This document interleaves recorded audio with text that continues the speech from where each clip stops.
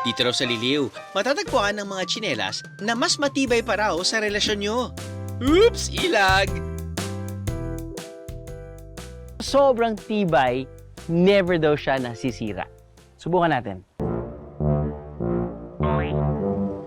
Hoy!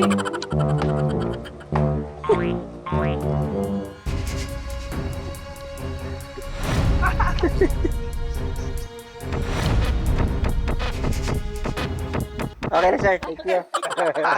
Mukhang kinayanan naman yung pagka-OA natin sa pagsubok. Kung nasisira ba siya o hindi. Yeah, so far, nag-survive naman siya. 1931 pa nagsimula ang industriya ng pagchichinelas sa Liliw. Ngayon, nasa halos 100 tindahan ng tsinelas ang matatagpuan sa buong bayan.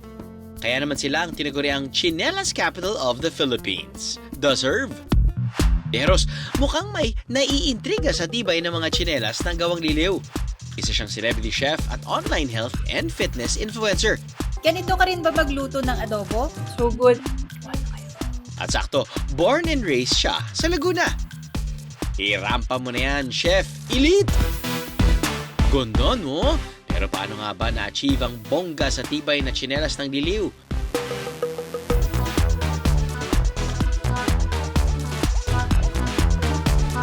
Ikakabit muna ang balat ng tsinelas sa swelas.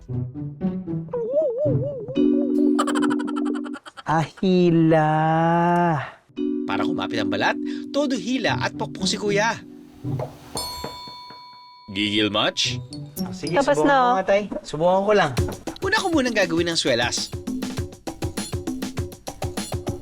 Para medyo malabang mata natin, Kuya Drew.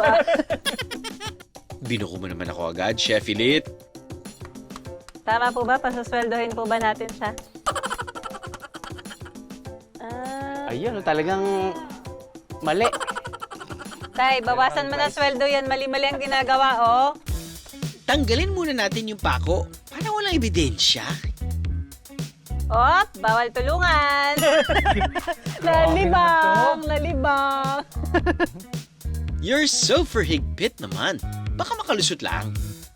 Matapos ang ilang pupukan at gigilan sa hatakan. Oo. Wala kasing ka-elibs-elibs sa akin, Chef. Paano Kaso parang pasaway itong tsinelas na ginagawa ko. Ayaw magpahatak. Ipitin ko. Seryoso na. Gigigil na po ako eh. Kaya rin po pa natanggal yung ngipin nyo. Talagang nanggigigil na din ako eh. Easy. Konting gigil pa at makikisama ka rin. Ayan. Pwede na. Sasweldohan po ba natin to? Din na. Ano, patingin nga. Hindi pa.